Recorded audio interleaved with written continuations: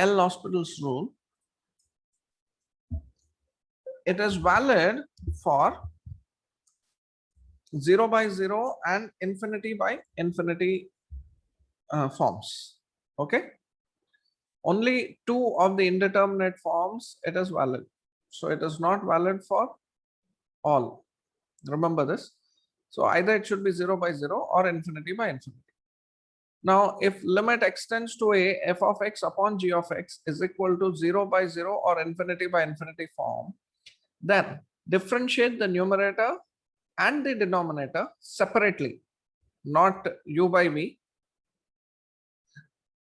Differentiate the numerator and denominator separately until and unless this form is removed. Which form? 0 by 0 or infinity by infinity form is removed. That is, limit extends to a f of x by f of x by g of x is limit extends to a f dash x by g dash x, which is equal to limit extends to a f double dash x by g double dash x, so on, till 0 by 0 or infinity by infinity form is removed. So this is the limit.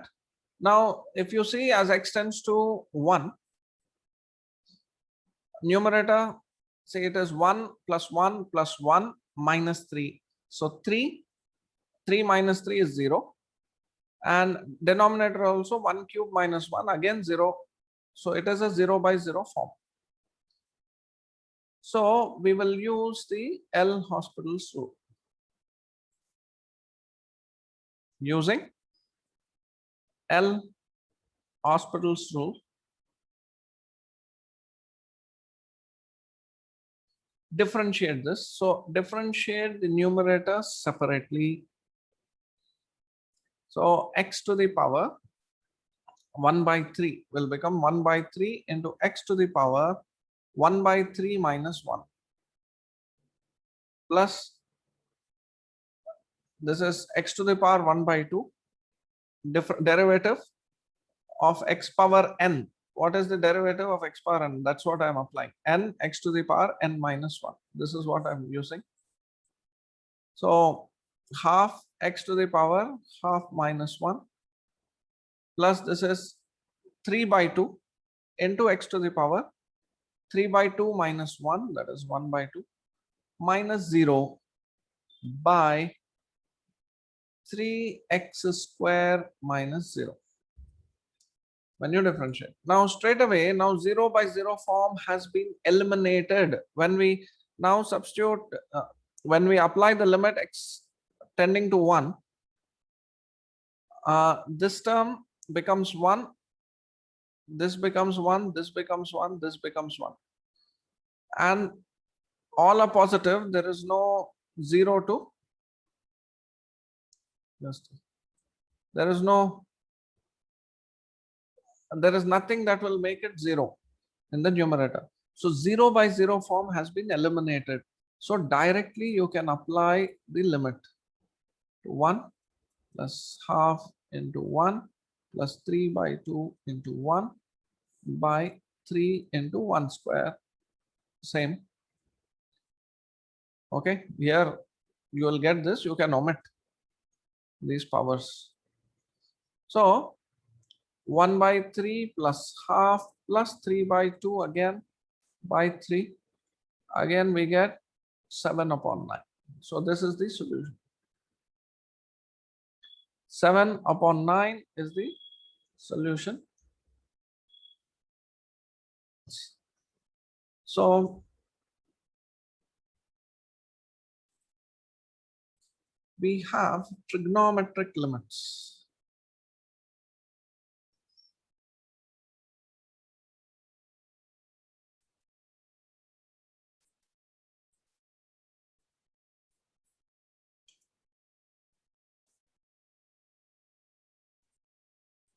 Sin x by x as x tends to 0 is 1, or sin theta by theta as theta tends to 0 is 1. Okay. And corollaries of this. Now, first, I will explain it using a geometric method. Very important, what I am explaining, extremely important. So you can pay very careful attention to this. So let us consider one unit circle.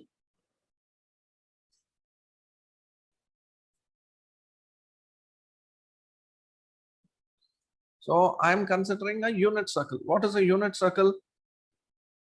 Whose radius is 1 unit. And let me draw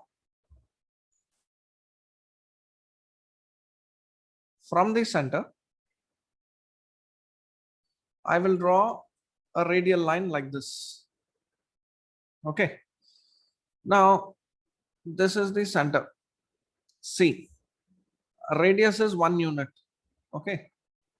This is C, or I'll write this as O, this as B.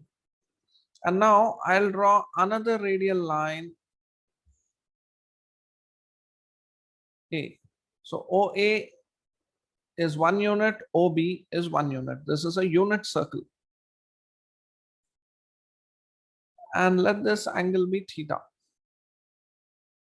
Okay. Let this angle be theta. Now I will join, look very carefully what I am doing. I will join this line and these 2 points A and B.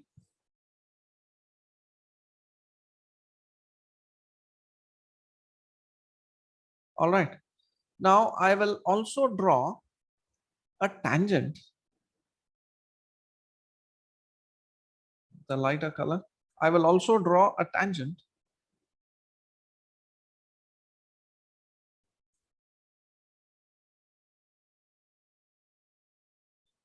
to the circle at A. All right. Now A, this point, let's say we call it as D. So now look at the observations. I'll quickly make some important observations. See, OA is equal to OB is equal to radius is equal to 1. Okay. OA equal to OB is equal to the radius, which is equal to 1. Now, AD is tangent to the circle at A. Therefore, angle OAD is 90 degrees. All right. Now observe this. Now I'm writing an inequality, very important inequality. Area of triangle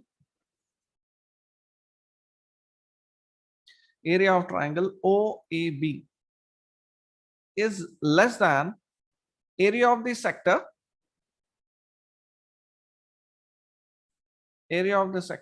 OAB.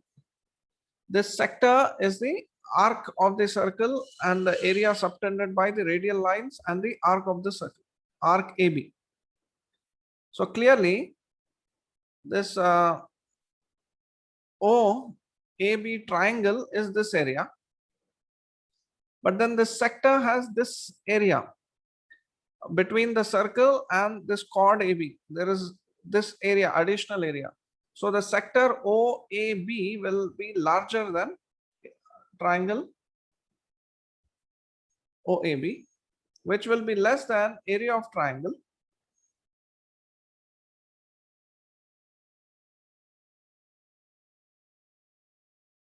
OAD.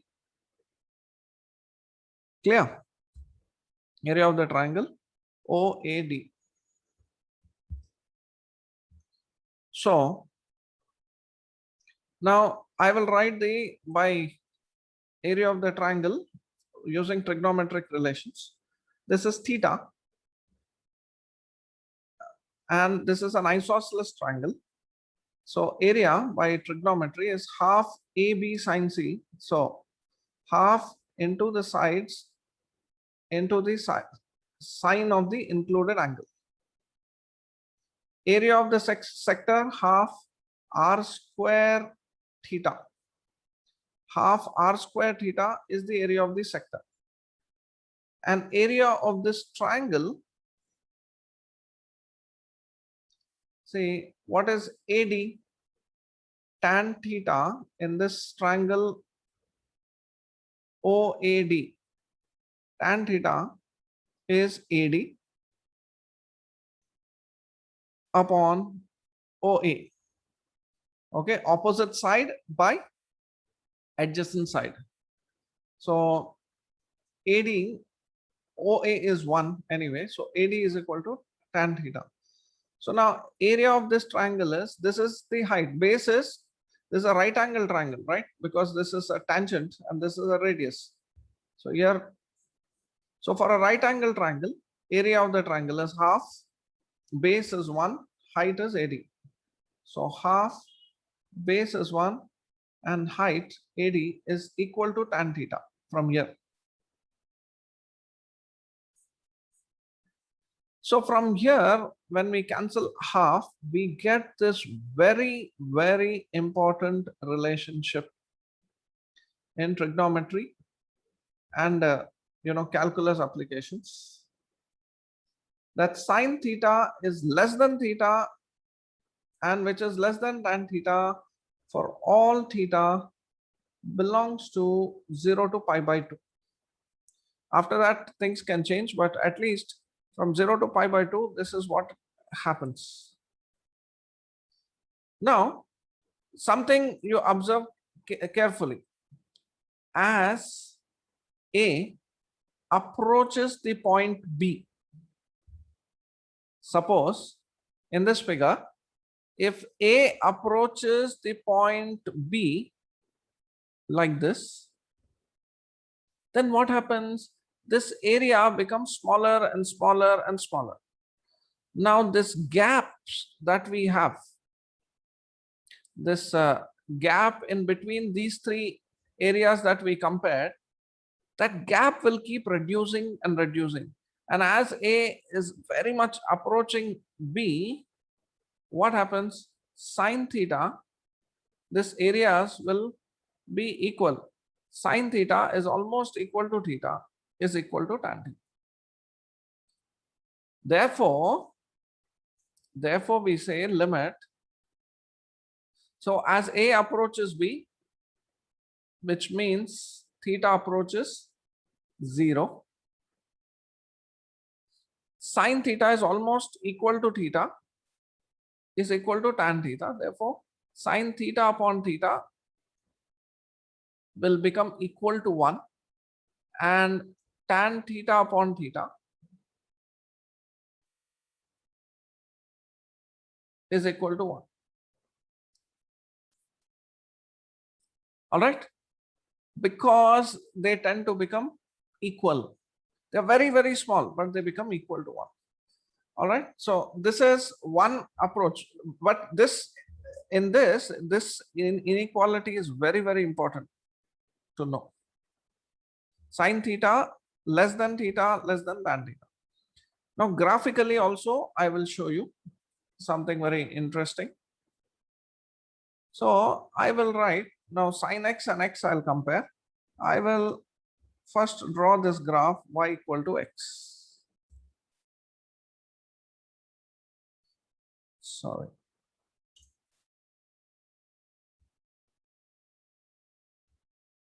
So y equal to x is a line, straight line passing through the origin. Okay. Next, I will draw y is equal to sine of x.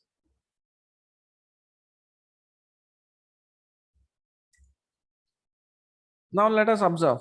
Let's go closer and closer.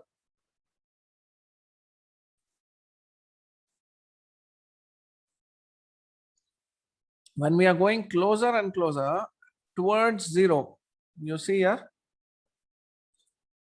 hardly there is any difference between sin x and x.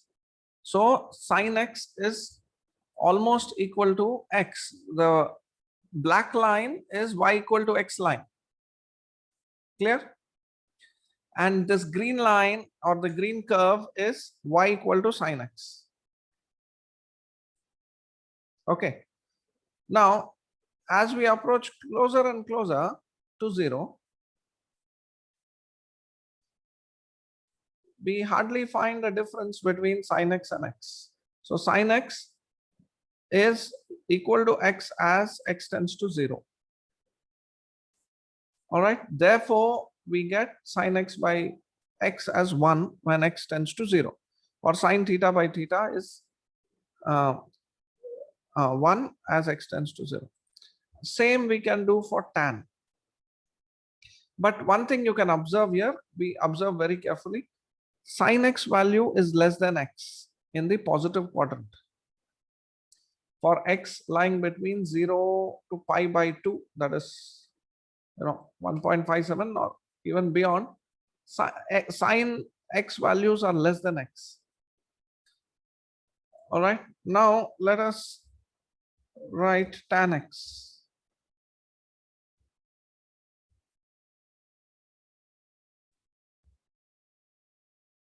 Now this red curve is tan x graph.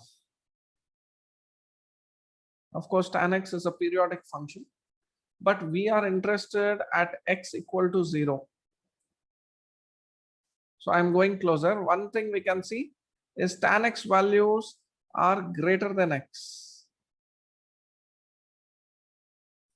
and sin x values are lesser than x, because sin x curve lies below x, y equal to x, and y equal to x curve lies below tan x. So here you can see tan x value is greater than x, but as we approach 0, as x approaches 0, they coincide. So therefore tan x by x or tan theta by theta will also be equal to 1. But remember, tan theta values are greater than theta, sin theta values are less than theta. Okay. Next. Clear? So these are the two ways in which you can think about this result. You may say, "Arey, what is there?" We can just remember the result. You will immediately see in the next few problems that blindly mugging up result, you will not get the correct answer.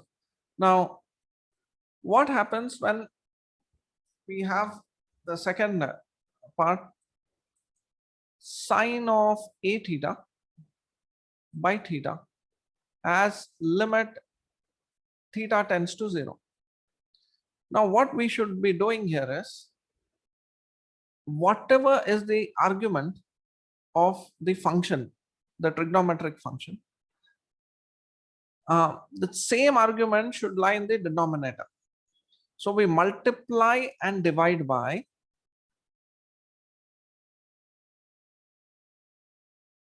a.